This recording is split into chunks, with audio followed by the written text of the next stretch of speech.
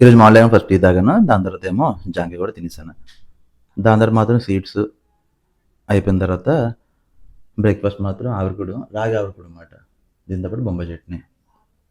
బావుంది. దాని తర్వాత అల్లం పచ్చడి అయితే ఇంక కాంబినేషన్ బావుంది. చప్పదనం కదా! అల్లం పచ్చడితో బావుంది. దాని తర్వాత కాఫీ తాగాను. క్లాస్ కూడా అయిపోయింది. సో, ఇంట్లో చిన్న పని పడింది. సాఫ్ట్‌వేర్ షాప్‌కెళ్ళిపోయాను. అది తీసుకొని ఇంటికి రాగానే మజ్జిగ తాగేసాను ఫస్ట్.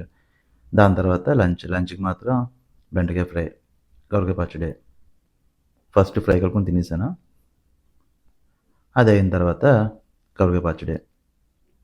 దీంతో పాటు ముద్దపప్పు. సో, ముద్దపప్పులో నెయ్యి కంపల్సరీ కదా! నెయ్యి కూడా ఫుల్ పోసుకొని తిన్నాను. ఫ్రై ఇంకా కడుగు పచ్చడి నంచుకొని తినేసాను.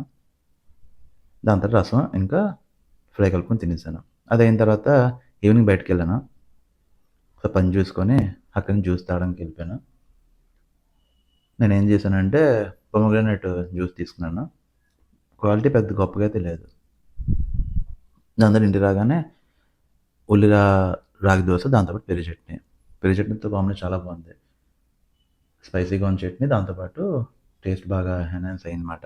దాని తర్వాత కోకో పౌడర్ ఏసుకొని మిల్క్ తాగి డాన్స్ చేశాను.